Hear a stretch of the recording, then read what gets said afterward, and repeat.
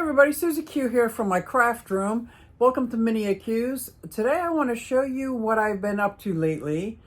It's creating a pond for one of my miniature settings that I'm going to be displaying at the Philadelphia Miniaturia this year.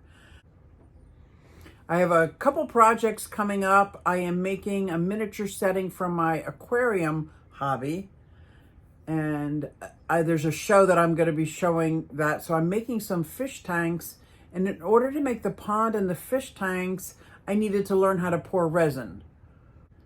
And I am in love. So I have a couple of resin projects coming up that I can't wait to share with you. Well, let me tell you, I fell down a rabbit hole. Let's go check it out. So come along with me, it's Susie Q. So I started pouring resin. I have about 30 fish tanks to make in 1/12 scale.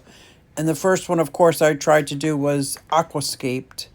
So this is my attempt at an aquascape to equate to about a 40-gallon breeder in 1/12 scale.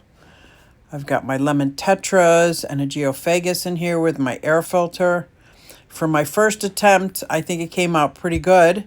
I'm going to work on a little less bubbles, even though bubbles are allowed. And this is a little perspective.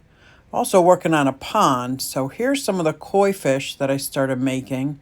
I started outlining my pond like I did in my backyard, and I quickly realized this is probably not the way to make a mold for a pond. Although now that I'm thinking about it, I probably should have kept going down this direction.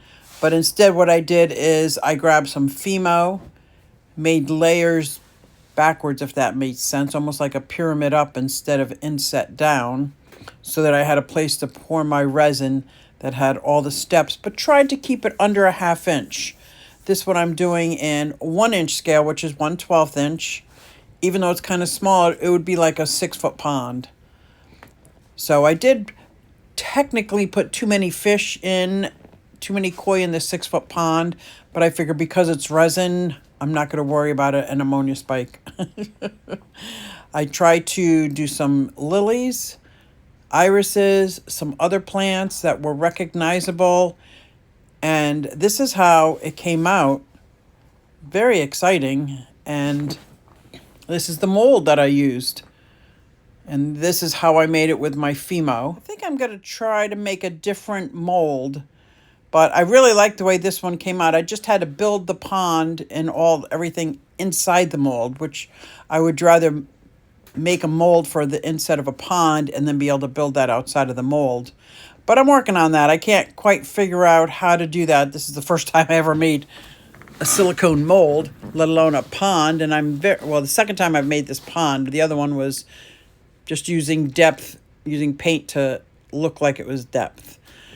And I'm pretty proud of how it came out. And my next project, I am going to try to recreate in 1/12 scale this beautiful 16-gallon globe with my neon tetras and plants. I think I'll be able to do this. Hey, everybody, it's Susie Q.